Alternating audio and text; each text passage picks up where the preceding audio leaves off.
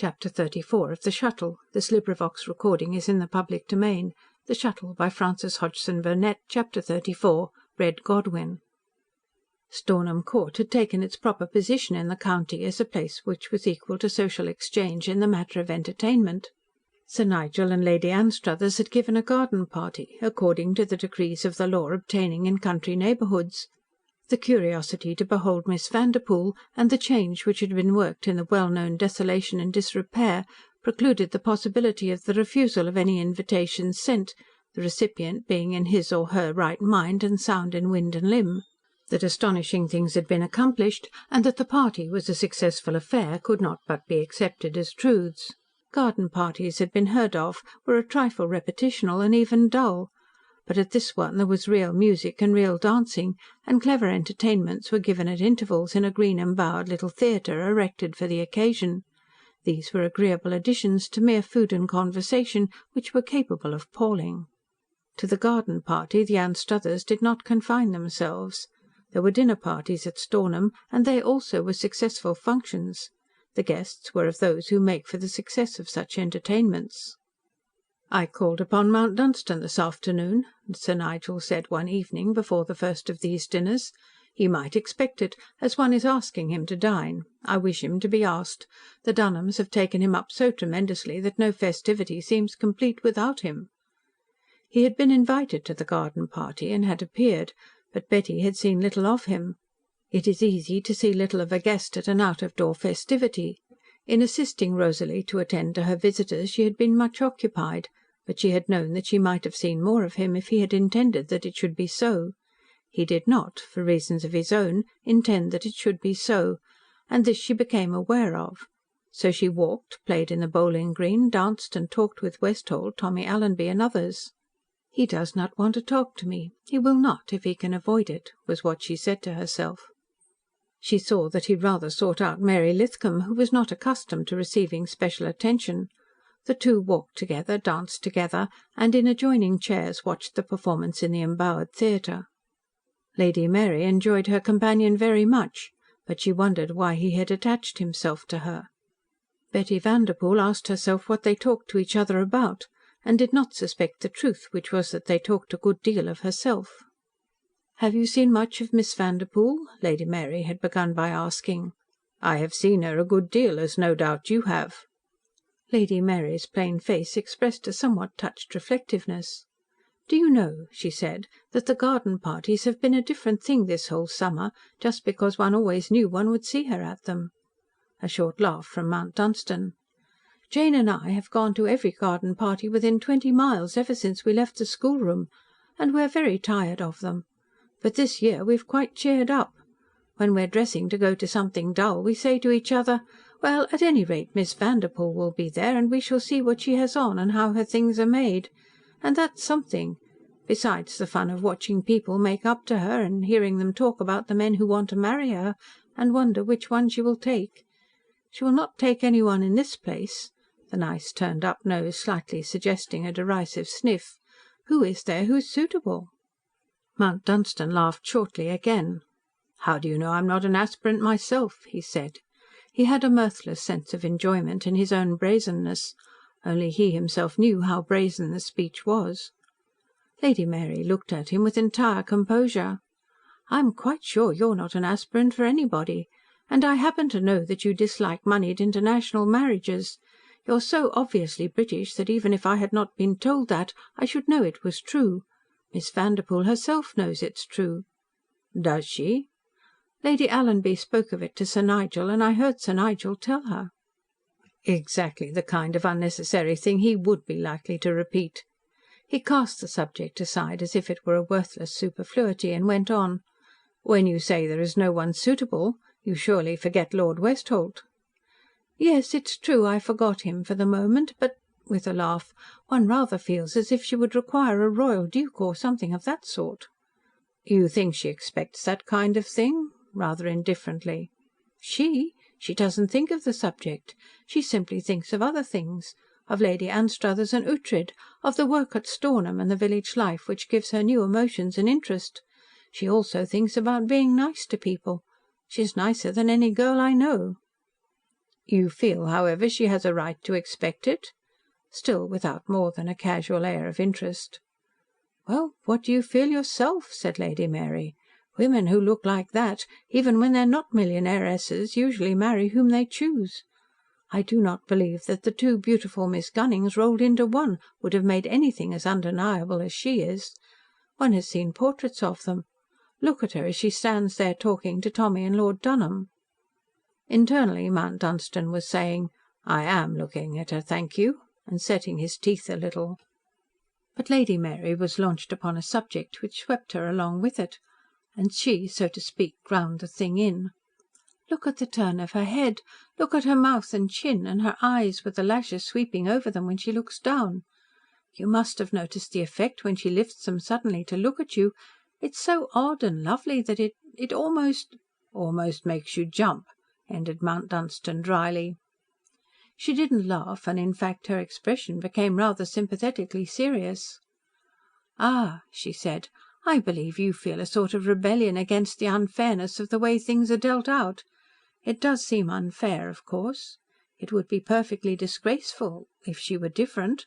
I had moments of almost hating her, until one day, not long ago, she did something so bewitchingly kind and understanding of other people's feelings that I gave up. It was clever, too," with a laugh.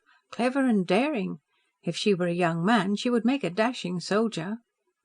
She did not give him the details of the story, but went on to say in effect what she had said to Betty herself of the inevitable incidentalness of her stay in the country. If she had not evidently come to Stornham this year with a purpose, she would have spent the season in London and done the usual thing. Americans were generally presented promptly if they had any position, sometimes when they had not.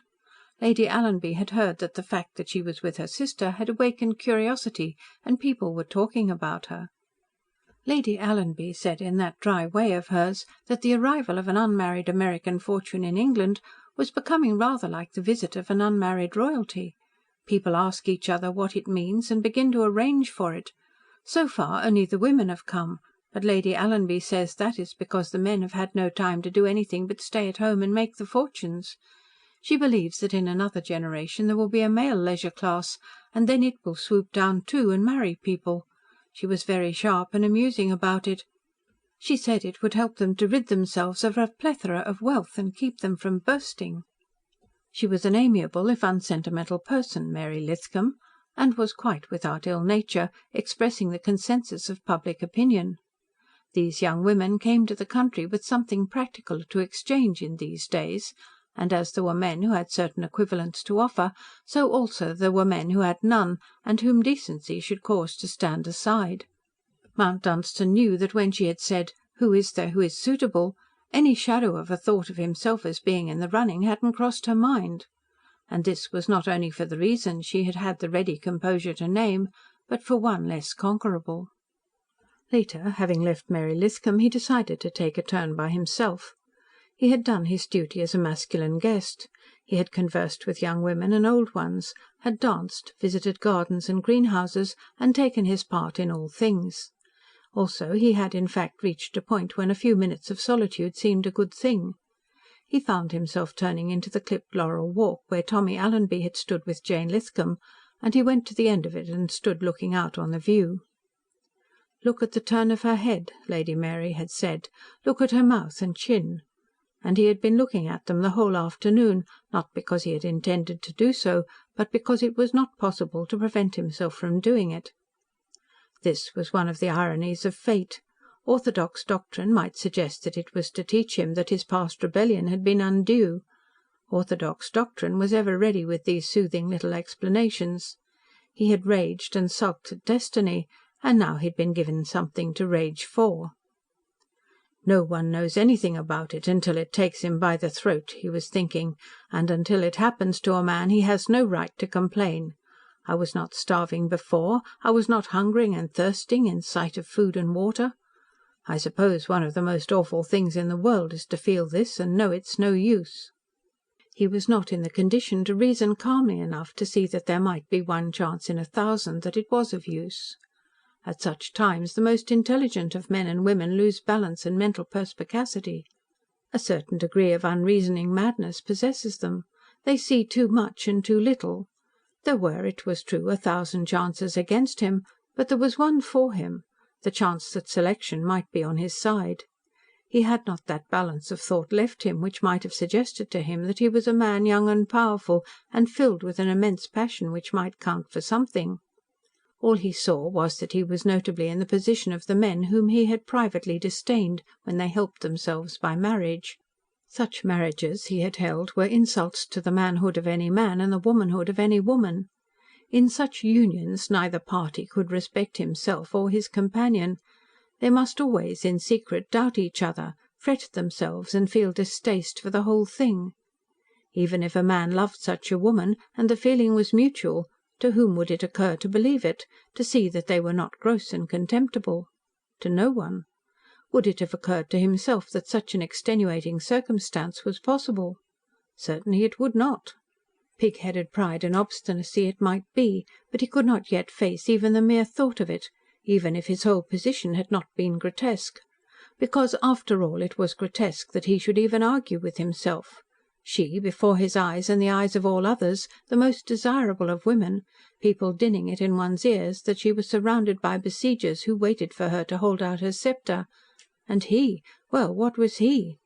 Not that his mental attitude was that of a meek and humble lover who felt himself unworthy and prostrated himself before her shrine with prayers. He was, on the contrary, a stout and obstinate Briton, finding his stubbornly held beliefs made as naught by a certain obsession, an intolerable longing which wakened with him in the morning, which sank into troubled sleep with him at night, the longing to see her, to speak to her, to stand near her, to breathe the air of her. And possessed by this, full of the overpowering strength of it, was a man likely to go to a woman and say, "Give your life and desirableness to me, and incidentally support me, feed me, clothe me, keep the roof over my head, as if I were an impotent beggar." "No, by God," he said, "if she thinks of me at all, it shall be as a man. No, by God, I will not sink to that." A moving touch of colour caught his eye. It was the rose of a parasol seen above the laurel hedge as someone turned into the walk. He knew the colour of it, and expected to see other parasols and hear voices. But there was no sound, and, unaccompanied, the wonderful rose thing moved towards him. "The usual things are happening to me," was his thought as it advanced. "I am hot and cold, and just now my heart leapt like a rabbit. It would be wise to walk off, but I shall not do it. I shall stay here, because I am no longer a reasoning being. I suppose that a horse who refuses to back out of his stall when his stable is on fire feels something of the same thing." When she saw him, she made an involuntary looking pause, and then, recovering herself, came forward. "I seem to have come in search of you," she said. "You ought to be showing someone the view, really. And so ought I." "Shall we show it to each other?" was his reply. "Yes." And she sat down on the stone seat which had been placed for the comfort of view lovers. "I am a little tired, just enough to feel that to slink away for a moment alone would be agreeable. It is slinking to leave Rosalie to battle with half the county, but I shall only stay a few minutes." She sat still and gazed at the beautiful land spread before her, but there was no stillness in her mind, neither was there stillness in his. He did not look at the view, but at her, and he was asking himself what he should be saying to her if he were such a man as Westholt. Though he had boldness enough, he knew that no man, even though he is free to speak the best and most passionate thoughts of his soul, could be sure that he would gain what he desired. The good fortune of Westholt, or of any other, could but give him one man's fair chance. But having that chance, he knew he should not relinquish it soon. There swept back into his mind the story of the marriage of his ancestor, Red Godwyn, and he laughed low in spite of himself. Miss Vanderpoel looked up at him quickly. "Please tell me about it, if it's very amusing," she said. "I wonder if it will amuse you," was his answer. "Do you like savage romance?" "Very much." It might seem apropos de rien, but he did not care in the least. He wanted to hear what she would say. "An ancestor of mine, a certain Red Godwyn, was a barbarian immensely to my taste. He became enamoured of rumours of the beauty of the daughter and heiress of his bitterest enemy. In his day, when one wanted a thing, one rode forth with axe and spear to fight for it." "A simple and alluring method," commented Betty. "What was her name?" She leaned in light ease against the stone back of her seat. The rose light cast by her parasol faintly flushed her. The silence of their retreat seemed accentuated by its background of music from the gardens. They smiled a second bravely into each other's eyes, then their glances became entangled, as they had done for a moment when they had stood together in Mount Dunstan Park. For one moment each had been held prisoner then. Now it was for longer. Alice of the sea blue eyes. Betty tried to release herself, but could not. "Sometimes the sea is grey," she said. His own eyes were still in hers. Hers were the colour of the sea on a day when the sun shines on it, and there are large fleece white clouds floating in the blue above. They sparkled, and were often like bluebells under water. "Bluebells under water sounds entrancing," said Betty. He caught his breath slightly. "They were entrancing," he said. "That was evidently the devil of it, saving your presence." "I have never objected to the devil," said Betty. "He is an energetic, hard-working creature, and paints himself an honest black. Please tell me the rest." "Red Godwyn went forth, and after a bloody fight took his enemy's castle. If we still lived in like simple, honest times, I should take Dunholm Castle in the same way. He also took Alice of the Eyes and bore her away captive. From such incidents developed the germs of the desire for female suffrage," Miss Vanderpoel observed gently. "The interest of the story lies in the fact that apparently the savage was either epicure or sentimentalist, or both. He did not treat the lady ill. He shut her in a tower chamber overlooking his courtyard, and after allowing her 3 days to weep, he began his barbarian wooing. Arraying himself in splendour, he ordered her to appear before him. He sat down upon the dais in his banquet hall, his retainers gathered about him, a great feast spread. In archaic English we are told that the board groaned beneath the weight of golden trenchers and flagons. Minstrels played and sang while he displayed all his splendour." "They do it yet," said Miss Vanderpoel, "in London and New York and other places." "The next day, attended by his followers, he took her with him to ride over his lands. When she returned to her tower chamber, she had learned how powerful and great a chieftain he was. She lay softly, and was attended by many maidens, but she had no entertainment but to look out upon the great green court. There he arranged games and trials of strength and skill, and she saw him bigger, stronger, and more splendid than any other man. He did not even lift his eyes to her window. He also sent her daily a rich gift." "How long did this go on?" 3 months. At the end of that time he commanded her presence again in his banquet hall.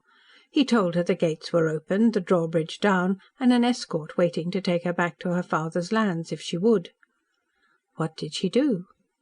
"She looked at him, long and long. She turned proudly away. In the sea blue eyes were heavy and stormy tears, which seeing—" "Ah, he saw them?" from Miss Vanderpoel. "Yes. And seizing her in his arms, caught her to his breast, calling for a priest to make them one within the hour. I am quoting the Chronicle.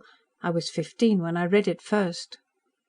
"It is spirited," said Betty, "and Red Godwyn was almost modern in his methods." While professing composure and lightness of mood, the spell which works between two creatures of opposite sex, when in such case, wrought in them, and made them feel awkward and stiff. When each is held apart from the other by fate, or will, or circumstance, the spell is a stupefying thing, deadening even the clearness of sight and wit. "I must slink back now," Betty said, rising. "Will you slink back with me to give me countenance? I have greatly liked Red Godwyn." So it occurred that when Nigel Anstruthers saw them again, it was as they crossed the lawn together, and people looked up from ices and cups of tea to follow their slow progress with questioning or approving eyes. Chapter 34